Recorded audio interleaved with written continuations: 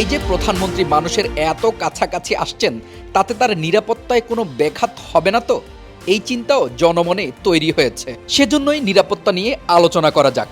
প্রধানমন্ত্রী নিরাপত্তায় প্রাথমিক 5টা স্তর আছে, যা ভেঙে কারো কিছু করা একেবারেই অসম্ভব। 1 নম্বরে প্রধানমন্ত্রীকে যারা 360 ডিগ্রি ঘিরে থাকেন তারা হচ্ছেন এসএসএফ, স্পেশাল সিকিউরিটি ফোর্স। এরপর র্যাব, পুলিশ, গোয়েন্দা সংস্থা এবং রোড ক্লিয়ারেন্স টিম। গাড়ি বহরে সাধারণত 20 থেকে 30টি গাড়ি থাকে, তবে তারেক রহমান এ সংখ্যা কমিয়ে এনেছেন শুধুমাত্র মানুষের কথা চিন্তা করে। এরপরও যে 4টি গাড়ি তার সাথে থাকে, এরাই তাকে সর্বোচ্চ নিরাপত্তা দিতে সক্ষম। আর যে কথা না বললেই নয়, এসএসএফ যদি এই চলার পথে কোনো কারণে কাউকে সন্দেহ করে নিরাপত্তার স্বার্থে চালায়, তাহলে তার কোনো ধরনের কৈফিয়ত দিতে হয় না।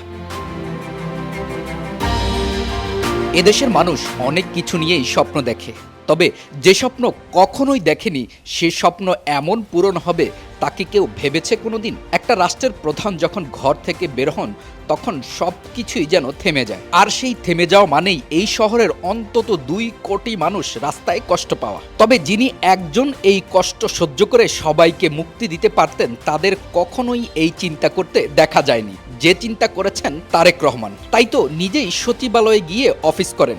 শুধু তাই নয়, ভিভিআইপি সুবিধা না নিয়ে, গাড়ি বহর কমিয়ে, অফিসে বিদ্যুৎ সাশ্রয় করে সবকিছুই এগিয়ে নেয়ার চেষ্টা করছেন শুরু থেকেই।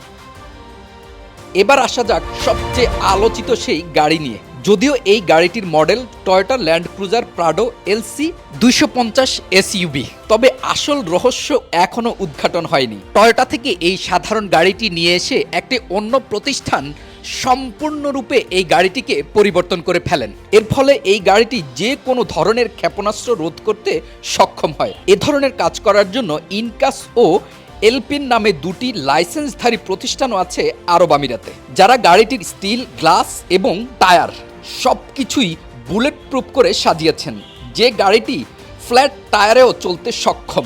সুতরাং যারা প্রধানমন্ত্রীর নিরাপত্তা নিয়ে বিন্দু পরিমাণ আশঙ্কা করছেন, তারা নিরাপত্তা শঙ্কা নয়, একসাথে দেশ গড়ার কথা ভাবাই সবচেয়ে বেশি বাঞ্ছনীয়।